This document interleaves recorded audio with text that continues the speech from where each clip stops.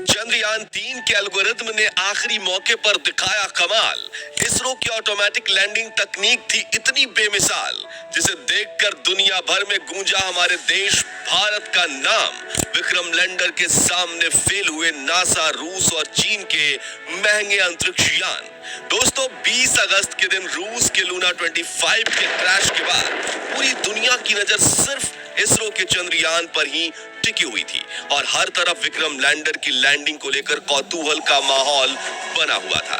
चारों तरफ इसरो और चंद्रयान 3 की बातें चल रही थी। इसी बीच इसरो ने इतनी बड़ी गुड न्यूज दे दी, जिसे सुनकर हर भारतीय की आंखों में खुशी के आंसू छलक आए हैं। पूरी दुनिया में भारत की इस अपार सफलता के गुणगान गाए जा रहे हैं। जी हाँ, 2014 में इसरो द्वारा देखा हुआ सपना आज पूरा हो चुका है और चंद्रयान 3 के विक्रम लैंडर ने चांद के दक्षिणी ध्रुव की सतह पर सफल लैंडिंग करके ऐसा कमाल कर दिखाया है जो अमेरिका, चीन और रसिया जैसे बड़े देश भी नहीं कर पाए हैं। तो कैसे थे इस मिशन के आखिरी 20 मिनट? कैसे चंद्रयान मिशन में विक्रम लैंडर ने चखा सफलता का स्वाद? जानने के लिए कुर्सी की पेटी बांध लीजिए। चलिए हमारे साथ विक्रम लैंडर की लैंडिंग के रोमांचक सफर पर।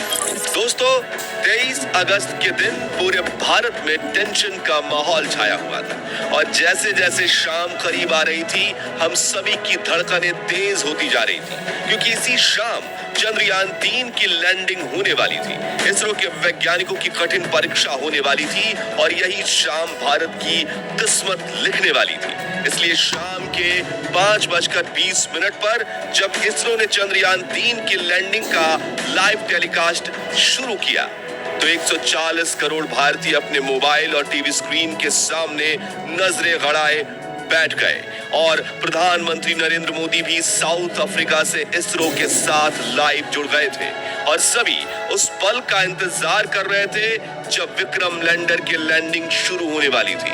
इंतजार के इन घड़ियों में हर एक पल 1 घंटे के जैसा मालूम पड़ रहा था, लेकिन आखिरी में वो पल आ ही गया जब विक्रम लैंडर की लैंडिंग शुरू होने वाली थी, जिसे देखने के लिए सिर्फ भारत ही नहीं बल्कि पूरी दुनिया के लोग उत्सुक थे। और इस मिशन को लाइव देखने से भारत के दुश्मन देश यानी चीन और पाकिस्तान भी खुद को नहीं रोक पाए थे। तो आखिर क्या हुआ आखिरी के उस 20 मिनटों में, जिसके बाद चंद्रयान 3 ने इतिहास रच दिया? जानने के लिए चलिए चलते हैं विक्रम के साथ मून लैंडिंग के इस रोमांचक सफर पर। तो शाम के करीब 5:44 पर चंद्रयान 3 अपनी कक्षा में लैंडिंग की तैयारी करते हुए 6048 किलोमीटर प्रति घंटे की रफ्तार से दहाड़ते हुए आगे बढ़ रहा था। तभी इसरो के मिशन ऑपरेशन कॉम्प्लेक्स में बैठे चीफ एस सोमनाथ ने आखिरी बटन दबाया और इसके ALS यानी ऑटोमेटिक लैंडिंग सीक्वेंसेस को एक्टिवेट कर दिया। यानी कि अब विक्रम लैंडर अपने आप खुद को कंट्रोल करने वाला था और इसरो के वैज्ञानिक बैठकर बस इस खूबसूरत नजारे को निहारने वाले थे। तो इस कमांड के बाद विक्रम लैंडर ने तुरंत अपना कमाल दिखाना शुरू किया और अपनी ऑर्बिट छोड़ते हुए चांद की तरफ बढ़ने के पहले चरण की ओर निकल पड़ा। Rough breaking phase.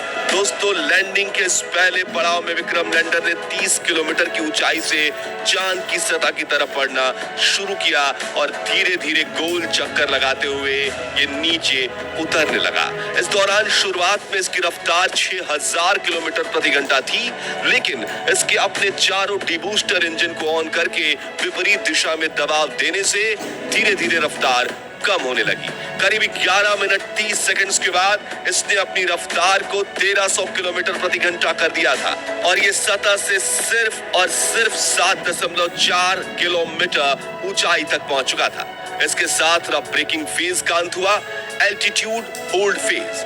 अपने लैंडिंग मिशन के इस पड़ाव में चंद्रयान 3 के विक्रम लैंडर ने 2 महत्वपूर्ण काम किए, जिसमें से पहला था लैंडिंग में सहायक कारा और लासा सेंसर्स को ऑन करना और दूसरा था चांद की सतह से अपनी ऊंचाई को कम करते हुए 6.8 किलोमीटर तक लाना। ये दोनों काम करने में इसे महज 10 सेकंड्स का समय लगा।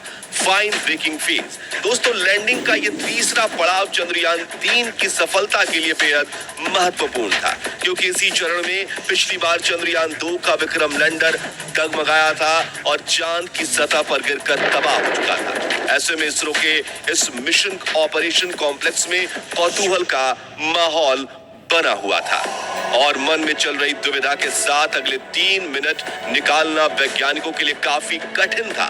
इसलिए लाइव टेलीकास्ट में भी सन्नाटा छाया हुआ था। लेकिन आपको ये जानकर खुशी होगी कि चंद्रयान 3 ने इस पड़ाव को चुटकियों में पार किया। जी हाँ, इस पड़ाव में चंद्रयान 3 के विक्रम लैंडर ने न सिर्फ अपनी पोजीशन को हॉरिजॉन्टल से वर्टिकल किया, बल्कि ऊंचाई को भी 6.7 किलोमीटर से 800 मीटर तक कर दिया। और इस पड़ाव के अंत में विक्रम लैंडर की वेलोसिटी यानी रफ्तार 0 हो चुकी थी, मानो ऐसे कि वो चांद की सतह के ऊपर बाहुबली की तरह सीना ताने स्थिर खड़ा हो। इस तरह 3 मिनट में फाइन ब्रेकिंग फेज पूरा हुआ और अगले 20 से 22 सेकंड्स इसी स्थिति में खड़े रहने के बाद इसने चांद की तरफ जाने के लिए अपना आखिरी पड़ाव में एंट्री ले ली।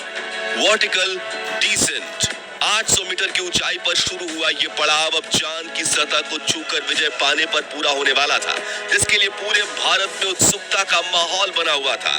हर तरफ चंद्रयान 3 की सफलता के लिए प्रार्थना की जा रही थी। मिशन के इसी चरण में विक्रम लैंडर धीरे धीरे आगे बढ़ते हुए सतह से 150 मीटर की ऊंचाई पर पहुंचा और इसने अपने 4 में से 2 इंजन बंद कर दिए।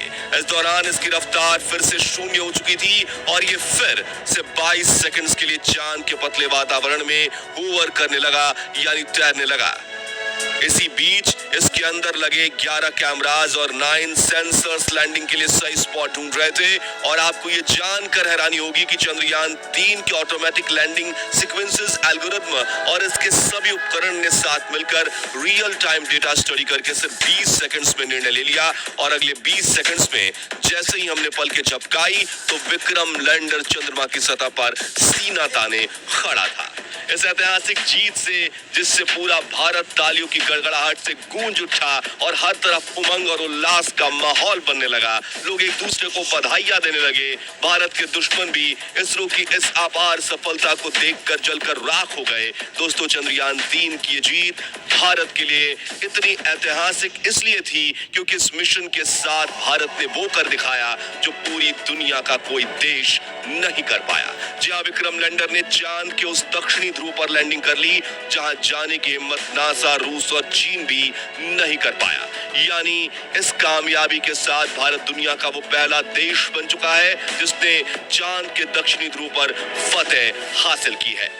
इतना ही नहीं दोस्तों, आपको ये जानकर गर्व होगा कि जहां नासा के अपोलो 11 मून मिशन का बजट 3000 करोड़ रुपए था, रूस के हाल ही में फेल हुए लूना 25 का बजट 1600 करोड़ रुपए था, वही चीन के चांग ई मिशन का बजट भी 2000 करोड़ के पार था।